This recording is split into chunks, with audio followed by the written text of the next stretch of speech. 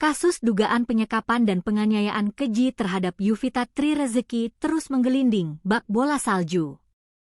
Di tengah pelariannya dari kejaran Polda Jawa Barat, sosok asli sang buronan, Taufik Hidayat, kini mulai dibongkar habis-habisan oleh netizen. Satu persatu, wanita yang mengaku pernah menjadi korban pria berusia 30 tahun ini mulai berani bersuara. Salah satu kesaksian mengejutkan diunggah oleh akun @demit_is_back.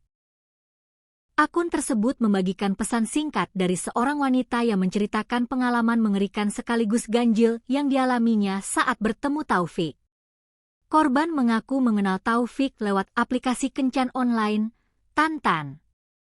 Karena lokasi yang berdekatan, ia bersedia diajak bertemu, namun tanpa diduga ia justru dibawa ke sebuah kamar kos di daerah Jalan Cagak Maruyung, Kabupaten Bandung. Di tempat itulah, perilaku menyimpang Taufik mulai terlihat. Korban dipaksa masuk ke kamar mandi untuk melakukan tes kehamilan atau tes PAK. Ketika korban menolak, Taufik langsung membentak dengan kata-kata kasar dan mengunci pintu dari luar. Yang lebih mengerikan, saat mengetahui hasil tes tersebut negatif atau bergaris 1, Taufik justru mengamuk hebat. Ia berteriak, mengumpat, bahkan memecahkan botol minuman keras di depan korban sembari menunjukkan foto mendiang ibunya. Beruntung, wanita tersebut berhasil meloloskan diri dari situasi mencekam itu. Perilaku keji Taufik Hidayat ternyata tidak hanya terjadi di satu tempat. Kesaksian lain muncul dari seorang wanita melalui akun Instagram Sultansah Banaiman. Korban kedua ini mengungkap modus pelarian dan penyamaran Taufik di media sosial, di mana pelaku menggunakan nama samaran Yuda di platform TikTok. Modus yang digunakan hampir serupa. Taufik mengajak korban bertemu, lalu menggiringnya ke sebuah kamar kos. Namun kali ini, aksi Taufik jauh lebih agresif dan menjurus pada tindakan kriminal murni. Begitu tiba di kosan, Taufik langsung merampas barang-barang berharga milik korban, mulai dari telepon genggam, uang tunai, hingga kartu identitas pribadinya. Tak sampai di situ, korban juga dipukuli secara membabi buta dan mengalami pelecehan seksual. Dalam pesan singkatnya, korban mengingat kembali momen traumatis tersebut. Ia menulis, "Aku dipukulin, aku sempat dilecehin juga. Cuma pas waktu itu aku sempat teriak sampai penghuni kos ada yang nolongin aku. Kak, tolong cari orang itu, dia psikopat Kak." Rentetan kesaksian ini semakin mempertegas pandangan publik bahwa Taufik Hidayat adalah sosok yang sangat berbahaya dan manipulatif.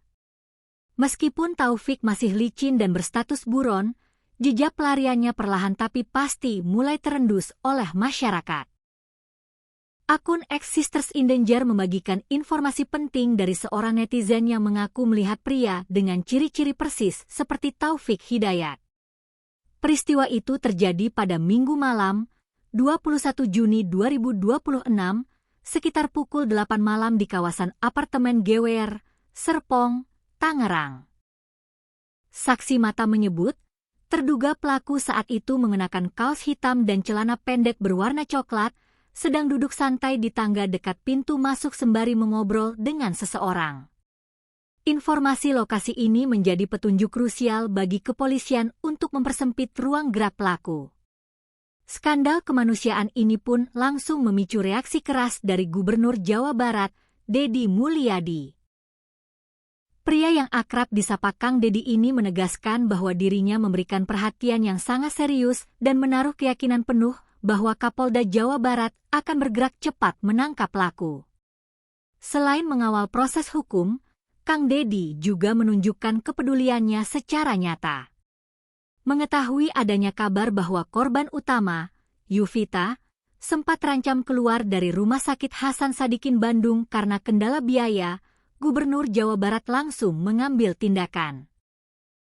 Usai menjenguk korban di rumah sakit pada Senin, 22 Juni 2026, Deddy Mulyadi menyatakan akan menanggung seluruh biaya pengobatan Yovita secara pribadi sampai selesai. Ia meminta keluarga tidak perlu lagi dipusingkan dengan urusan birokrasi BPJS ataupun biaya pemulihan, bahkan memberikan bantuan uang saku untuk mendukung kebutuhan keluarga selama masa perawatan.